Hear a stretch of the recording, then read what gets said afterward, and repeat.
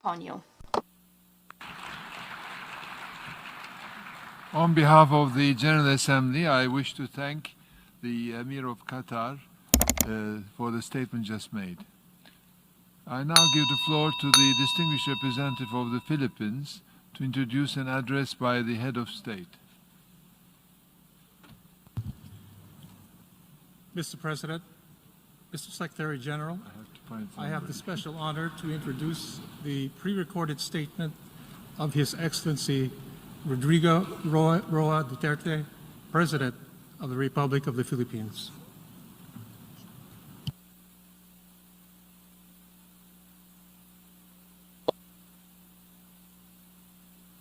Mr. President of the United Nations General Assembly, Mr. Secretary General, Head of the State and Government, Excellencies, I am honored to address you today on behalf of the Filipino people on the 75th anniversary of the United Nations.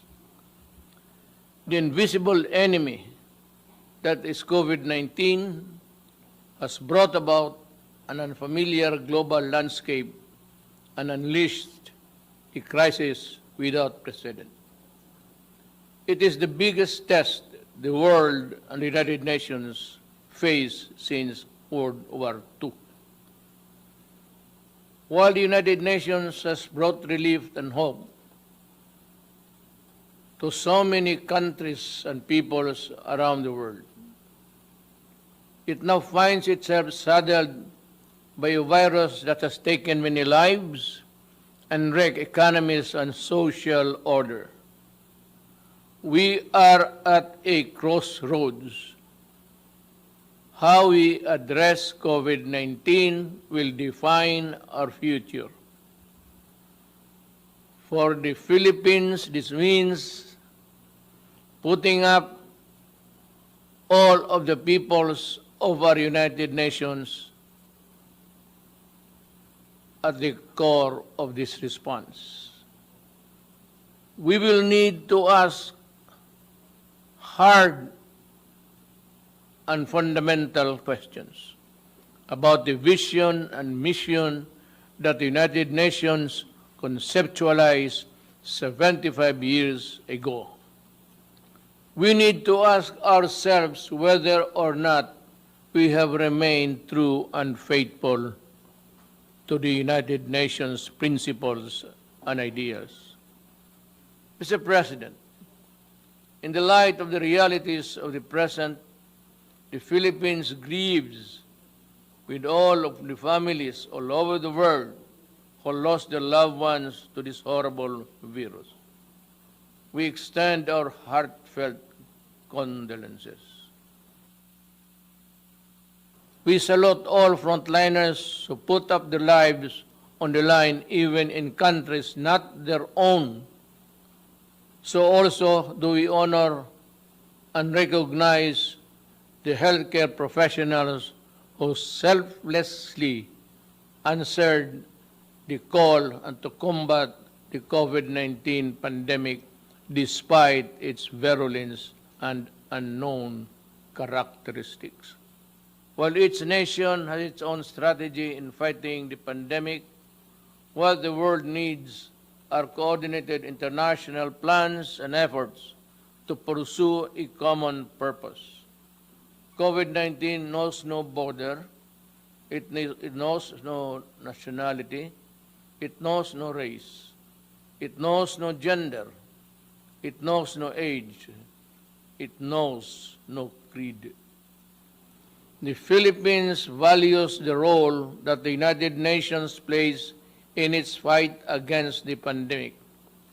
And a middle-income country whose economic advantages have been derailed by the pandemic, we welcome the launch of the UN COVID Response and Recovery Fund.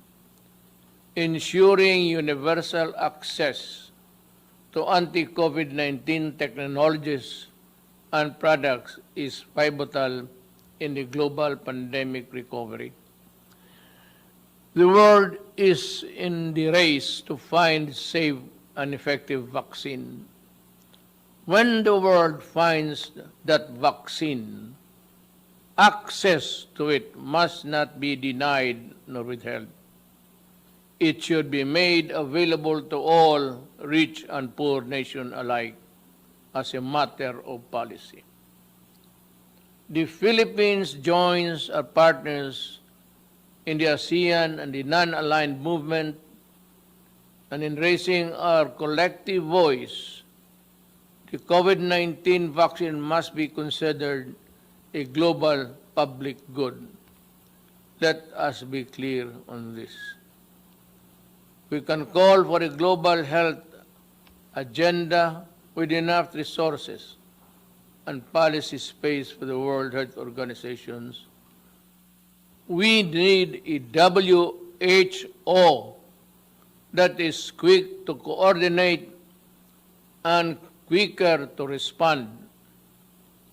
The Philippines will do its part in the pooling of global resources. Our health workers are among the best. Mr. President, just as we needed stability and confidence because of the pandemic, geopolitical tensions continue to rise. Escalating tensions benefit no one. The new flashpoints heighten fears and tend to tear peoples apart. When elephants fight, it is the grass that gets trampled flat. Given the size and military might of the contenders, we can only imagine and be aghast at the terrible toll on human life and property that shall be inflicted if the world war deteriorates into a real war of nuclear weapons and missiles. I therefore call on the stakeholders in the South China Sea, the Korean Peninsula, the Middle East, and Africa. If we cannot be friends as yet, then in God's name, let us not hate each other too much. I heard it once said, and I say it to myself, complete agreement. Mr. President, Filipino migrant workers have been devastated by the pandemic. Many have lost not only their livelihood, but also their health and lives as well. Yet they go on in the front lines, healing, caring others in the different parts of the world. The Philippine government has embarked on an unprecedented repatriation program. More than 345,000 overseas Filipino workers needed to come home then. We have brought back half and are bringing back the rest. We thank the countries that have provided Filipino migrants with residence permit, access to testing, treatment, and related health services in this pandemic. We brought back most of our seafarers who were stranded because of COVID-19 restrictions. We pioneered with the IMO of the Green Lane for a safe changes of seafaring crews. In these times, we need stronger cooperation in promoting and protecting the rights of migrants, regardless of their migrant status. We must all adhere to the Global Compact of safe, orderly, and regular migration. Unless states include all the migrants in this response to this pandemic, no one among us is safe until everyone is safe, as the Secretary General has said. With the poverty rate reduced at 16.6% and a sustained economic growth of 6.4%. Between 2010 and 2019, the Philippines was on track to becoming an upper middle income country by the end of 2020. But the pandemic has placed our economy in recession. Despite this downward pressure on growth, the Philippines remains committed to the Sustainable Development Goals. Mr. President, the same urgency needed to fight COVID-19 is needed to address the climate crisis. This is a global challenge that has worsened existing inequalities and vulnerabilities from within and between nations. Climate change has worsened, and the ravages of pandemic. People in the developing countries like the Philippines suffer the most. We cannot afford to suffer more. The Philippines joined the Paris Agreement to fight climate change. We call on all parties, especially those who have not made good their commitment to fight climate change, to honor the same. We call on all parties to strengthen communities and peoples for preparedness and resilience. We're talking about mankind and Earth, our one and only home. Mr. President, the Philippines will continue to protect the human rights of its people, especially from the scourge of illegal drugs, criminality, and terrorism. A number of interest groups have weaponized human rights, some well-meaning, others ill-intentioned. They attempt to discredit the functioning institutions and mechanisms of democratic country and a popularly elected government which in its last 2 years still enjoy the same widespread approval and support. These detractors pass themselves off as human rights advocates while preying on the most vulnerable humans, even using children as soldiers or human shields in encounters. Even schools are not spared from their malevolence and anti-government propaganda. They hide their misdeeds under the blanket of human rights, but the blood oozes through. To move forward, open dialogue and constructive engagement with the United Nations is the key, but this must be done in full respect of the principles of objectivity, non-interference, non-selectivity, and genuine dialogue. These are the fundamental basis for productive international cooperation on human rights. Mr. President, terrorism looms large. As I said at the Aqaba process, the Philippines will do everything and partner with anyone who would sincerely desire to protect the innocent from terrorism in all its manifestations. The Marawi siege, where foreign terrorist fighters took part, taught us that an effective legal framework is crucial. Our 2020 Anti-Terrorism Act shores up the legal framework by focusing on both terrorism and the usual reckless response to it. Its enactment was done pursuant to our commitment and the strict adherence to the relevant Security Council resolution and the UN Global Counter-Terrorism Strategy. Most importantly, we remain committed to rebuild the stricken community and address the root causes of terrorism and violent extremism in my country.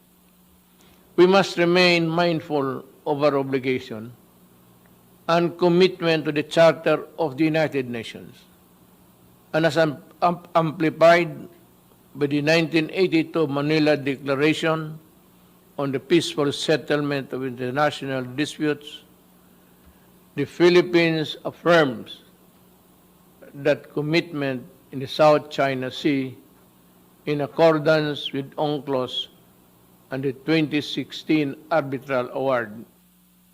The award is now part of international law, beyond compromise and beyond the reach of passing governments to dilute, diminish, or abandon.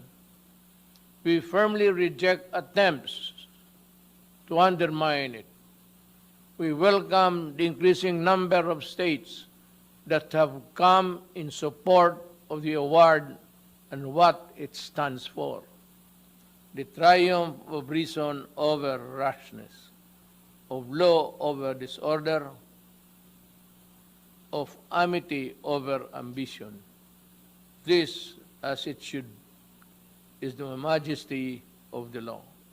Mr. President, the global health crisis has further complicated the global security environment. But no aspiration nor ambition can justify the use of weapons that destroy indiscriminately and completely. There is no excuse for deaths that a nuclear war could cause, nor the reckless use of chemicals and biological weapons that can cause mass destruction. These weapons of death put us all at mortal risk, especially if they fall into the hands of terrorists without a shred of humanity in their soul. We can call all member states to fully implement the Nuclear Non-Proliferation Treaty and the Chemical and Biological Weapons Convention. I have asked the Philippine Senate to ratify the treaty on the prohibition of nuclear weapons, and importantly, we were among those to sign it first. Mr. President, the Philippines has a long history of opening its doors to the refugees, from the White Russians following the 1917 revolution, and the European Jews in the Second World War, and the Vietnamese in the late 1960s, and the Iranians displaced by the 1979 revolution, among others. The Philippines continue to honor this humanitarian tradition in accordance with our obligation under the 1951 Convention of the Status of Refugees and the 1967 Protocol. But lest we forget, helping the most vulnerable, those displaced by conflict, persecution, and political instability is a shared responsibility of all countries. As I have said many times, the doors of the Philippines are open, as they have always been, to everyone fleeing for safety, such as the Rohingyas. In the face of mounting refugee crisis worldwide, let us work together towards ending the conflicts and conditions that force people to flee their homes. Mr. President, as our societies become more diverse yet interdependent, social cohesion issues come to the fore. Mutual understanding always accompanied by mutual tolerance between those of different faiths and cultures is the only foundation of societies at peace with itself and all others. Finally, I express gratitude to the gallant peacekeepers, including our own, who advanced the cause of peace in the most difficult situations. From the Golan Heights in the Middle East to Liberia in West Africa, Filipino peacekeepers put themselves in the front line between the vulnerable and those who seek harm. We are committed to increasing Philippine footprint in UN peacekeeping operation with increased participation of women.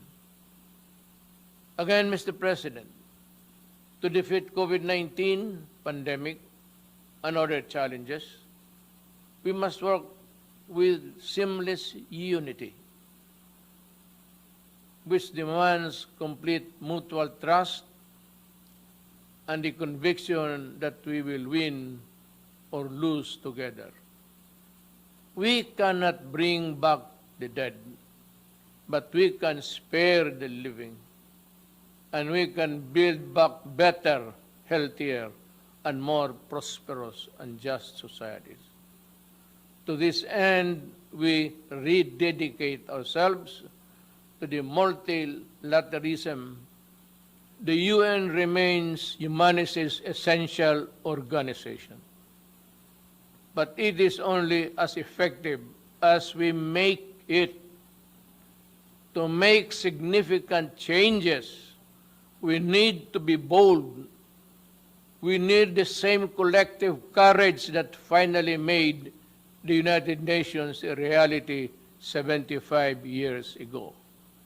We need to act on long-standing recommendations to improve the Security Council's composition and the working together and working methods, to strengthen the role of the General Assembly and to streamline the processes and the operation of the UN.